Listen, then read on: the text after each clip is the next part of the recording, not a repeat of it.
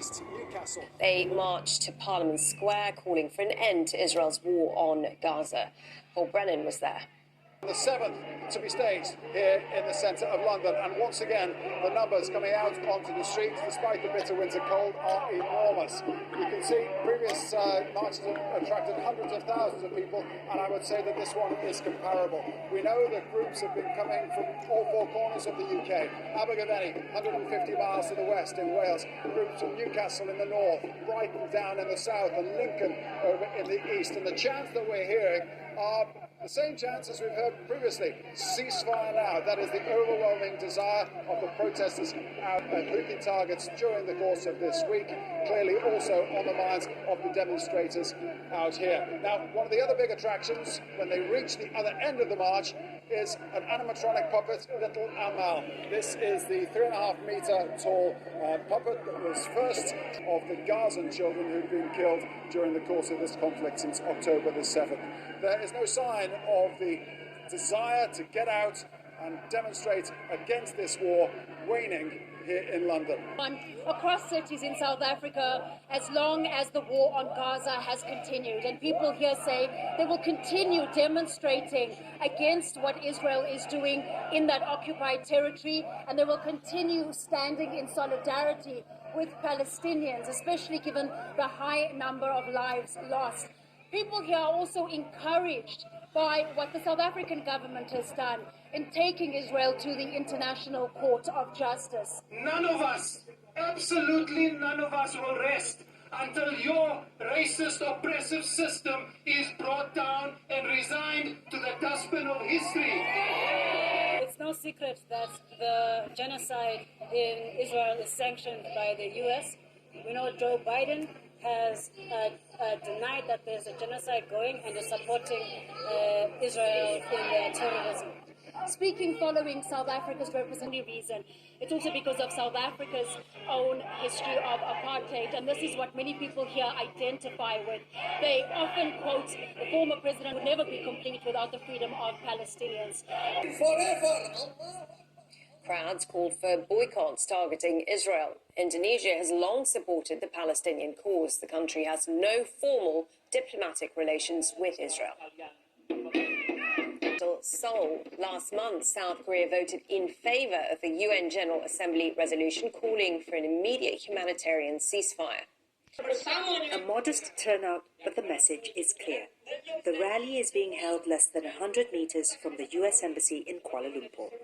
The venue was chosen to make a point to Israel's largest supporter.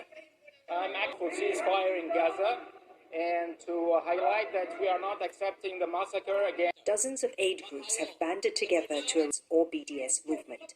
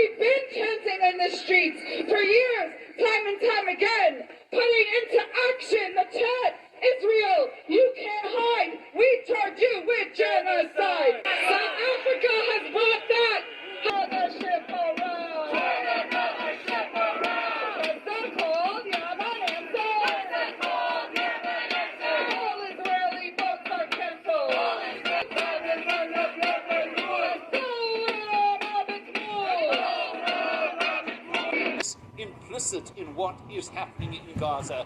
There were calls for an end to the occupation in elections that will take place later this year, and very clear among this crowd that there is a need to remember in November, the meaning there that there will be consequences for the Biden administration. The bombardment of Gaza. And in London, Since the protesters... start of Israel's war on Gaza was another enormous gathering. More than an hour after the head of the march had begun moving. Hey, quick question. We call for a permanent ceasefire.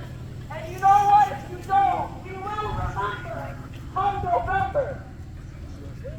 We will remember come November. We will remember come November. We will remember come November. We will remember come November.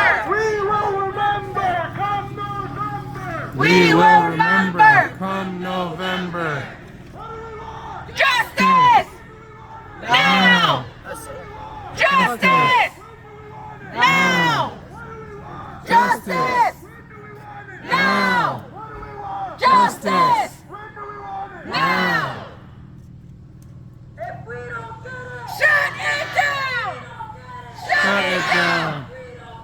Shut it down! Shut it down! Shut it down! Shut it down! Kirsten, you can't hide! Kirsten, you can't hide! We charge you with genocide!